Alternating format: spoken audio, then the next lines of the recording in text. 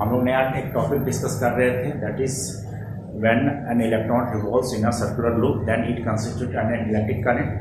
और जब ये इलेक्ट्रिक करंट कंस्टिट्यूट होता है तो उसका जो इलेक्ट्रॉन का मैग्नेटिक डायपोल मोमेंट होगा वो एंगुलर मोमेंटम के किस तरह से रिलेटेड होता है, वो टॉपिक हम लोग देख रहे थे कि एक इलेक्ट्रॉन रिवॉल्व कर रहा है सर्कुलर लूप में जो आई करंट कंस्टिट्यूट कर रहा है। इसमें से हम लोग डायपोल मोमेंट जो लिए थे, करंट फर्स्ट ऑफ ऑल निकाले थे E/T और टाइम पीरियड निकाले थे T = 2πr/3 और इसका वैल्यू इक्वेशन 1 में पुट करते थे ये तो यहाँ I = current EV/2πr whole divided by V and V numerator में चला गया, दैट इज इनटू V/2πr आ गई है। अब यहाँ से हम लोग मैग्नेटिक डायपोल मोमेंट, तो magnetic dipole moment that is M यहाँ पे हम लोग फाइंड आउट किए थे, तो M = I × A। A is what, area of the loop. ये लूप का जो एरिया आएगा, ये एरिया ऑफ द लूप हम लोग फाइंड आउट किया था πr² because r is the radius of the loop. यहाँ पे इस तरह का था, this is the circular loop of radius r and electron is revolving around this circular loop of which velocity v and this is mass of electron. Then it constitutes an electric current opposite to the direction of the electron and hence the magnetic moment is I × A and A is πr², so it becomes magnetic dipole moment of electron EVr/2। अब ये EVr/2 और ऊपर नीचे अगर हम multiply करेंगे mass of the electron से then it becomes E × mvr, E × mvr और divided to m E, because numerator में और डिनोमिनेटर में मास ऑफ इलेक्ट्रॉन से मल्टीप्लाई किए। Then mvr is what, angular momentum जो कि L से डिनोट करते हैं और E/2m ई। अब यहाँ पे वेक्टोरियल हमको रिप्रेजेंट करें, that is magnetic dipole moment m is equal to E times E/2m E into L and it is vectorial, that is magnetic dipole moment is opposite to the direction of angular moment of the electron. तो electron का angular moment क्या है, this is the direction velocity. तो angular moment यानी कि angular momentum L = जो होता है, एंगुलर मोमेंटम L जो होता है वो क्या होता है, r×p होता है। तो this is the direction of r, this is the vector r and this is the direction of v and this is the direction of p। ये p का भी डायरेक्शन हो जाएगा, तो r×p क्या हो जाएगा, दिस इज r से क्रॉस यानी कि राइट हम रूल ले लेंगे, तो r×p this is the direction of angular momentum और मैग्नेटिक डायपोल मोमेंट का जो डायरेक्शन वो क्या है, I × A। अगर एरिया का डायरेक्शन इस तरह का तो मैग्नेटिक डायपोल मोमेंट किधर से, inward direction, because this is the direction of current, तो थंब इंडिकेट कर रहा है इनवर्ड डायरेक्शन में। So magnetic dipole moment M जो होगा वो क्रॉस डायरेक्शन में हो जाएगा और L का जो डायरेक्शन होगा यहाँ पे क्या जाएगा, L का जो डायरेक्शन होगा वो अपवर्ड डायरेक्शन में हो जाएगा, that is dot upward direction. ये एंगुलर मोमेंटम अपवर्ड डायरेक्शन में हो जाएगा और डाउनवर्ड डायरेक्शन क्या आ जाएगा, मैग्नेटिक डायपोल मोमेंट का। तो ये magnetic dipole moment and angular moment of the electron revolving in a circular loop is opposite to each other, therefore इसका इस तरह से हम लोग लिख सकते हैं। अब यहाँ से हम लोग ये भी लिख सकते हैं, that is magnitude M/L is equal to what, अगर मैग्नीट्यूड यहाँ लिखें तो आ जाता है E/2m ई। तो ये जो वैल्यू होता है ये वैल्यू यहाँ पुट कर सकते हैं, तो ये जो वैल्यू जो होता है इस वैल्यू को हम लोग बोलते हैं क्या, रेशियो ही बोलते हैं, गायरोमैग्नेटिक रेशियो कह सकते हैं एक तरह का, गायरोमैग्नेटिक रेशियो। और इसका वैल्यू होता है 8, यहाँ सारों दिनों में पुट कर सकते हैं 1.6 × 10⁻⁻19 टू और मास ऑफ इलेक्ट्रॉन हो जाता है 9.11 × 10⁻31 kg। तो ये हो गया गायरोमैग्नेटिक रेशियो, गायरोमैग्नेटिक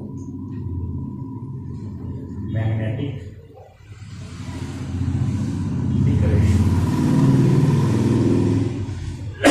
और ये वैल्यू आ जाएगा कितना, 10⁻, यानी कि 8.88 आ जा रहा है, 8.8 × 10⁻10 और यूनिट क्या आ जाएगा, तो ये क्या दिया, charge to mass that is coulomb per kg, इसलिए ये वैल्यू आ जाएगा। तो एक गायरोमैग्नेटिक रेशियो होता है। फिर हम लोग यहाँ पे हम लोग जानते हैं कि कोई भी इलेक्ट्रॉन जो रिवॉल्व करता है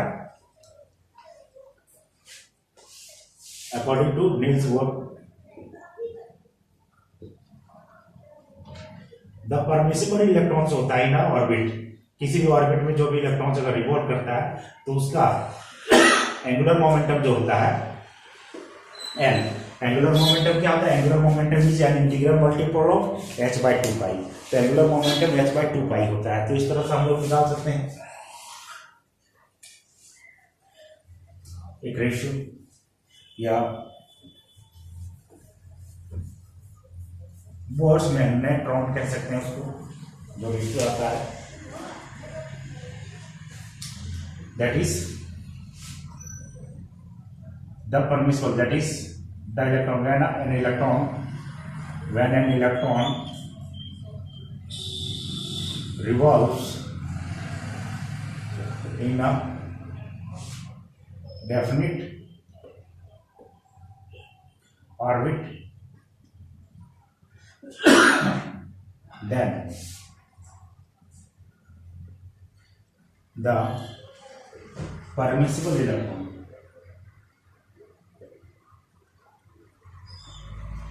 electron will have an angular momentum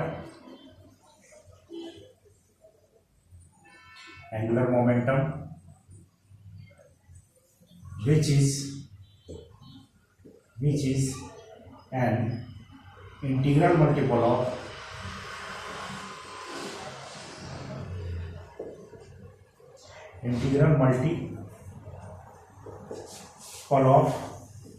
h/2π, where h is what? Planck constant, that is जो एंगुलर मोमेंटम होगा वो एंगुलर मोमेंटम क्या हो जाएगा? nh/2π हो जाएगा। So for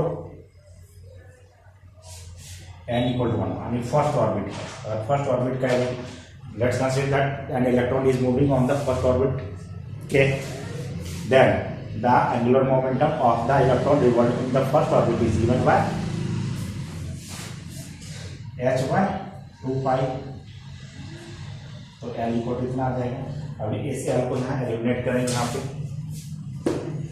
Therefore, so magnetic moment M is written as E/2me into L। L का value यहाँ पे पुट करेंगे h/2π, and it will become EH/4π into mass of electron. This is mass of electron. Now putting the value of different values. ये different values को यहाँ put करें, that is 1.6 into 10 to the power minus 19 into Planck constant. Planck constant कितना होता है? 6.67 into 10 to the power -12 something होता है, देखना चेक कर लेना पड़ेगा। एंड 4 और pi value 3.14 into mass of electron 9.11 into 10 to the power -31, ये वैल्यू पुट करते हैं। तो यहाँ पे इसका मैग्नेटिक मोमेंट जो आ जाता है यहाँ पे m, ये जो m का वैल्यू जो आएगा वो क्या हो जाएगा? ये आ जा रहा है, इसका वैल्यू आ जा रहा है 9.27 into 10 to the power -24 ampere metre square. तो ये आ जा रहा है। तो ये जो मैग्नेटिक मोमेंट होगा m वो मिनिमम नहीं होगा, because magnetic moment of electron in the first orbit. तो फर्स्ट ऑर्बिट में जब इलेक्ट्रॉन रिवॉल्व कर रहा होता है तो उसका मैग्नेटिक मोमेंट क्या होगा? तो मैग्नेटिक मोमेंट हो जाएगा 9.27 इंटू 10⁻⁴, और इस वैल्यू को बोलते हैं bore magnetron, Bohr's magnetron. This value is called Niels Bohr magnetron. तो बोर्स मैग्नेट्रॉन कह सकते हैं, बोर मैग्नेट्रॉन। तो ये तो थ्योरी था, the magnetic dipole moment of a revolving electron, जब इलेक्ट्रॉन रिवॉल्व करता है in an orbit of a loop, then an electric current constitute, and the electric current constituted is क्या होगा? मैग्नेटिक मोमेंट उससे होगा, और मैग्नेटिक मोमेंट जो होगा, magnetic moment is related to the angular moment of the electron revolving, और angular momentum जो होता है वो क्या हो जाता है, मैग्नेटिक मोमेंट के ऑपोजिट डायरेक्शन में हो जाता है। कि ये कर्ल मेथड से राइट हैंड रूल से हम लोग यहाँ पे फाइंड आउट किए थे दोनों का डायरेक्शन, मैग्नेटिक मोमेंट का और इनवर्ड डायरेक्शन में था, और एंगुलर मोमेंटम का जो कि आउटवर्ड डायरेक्शन में हो जाएगा। उसका वैल्यूज भी हम लोग यहाँ लिख चुके थे। तो इस तरह से थ्योरी पार्ट है।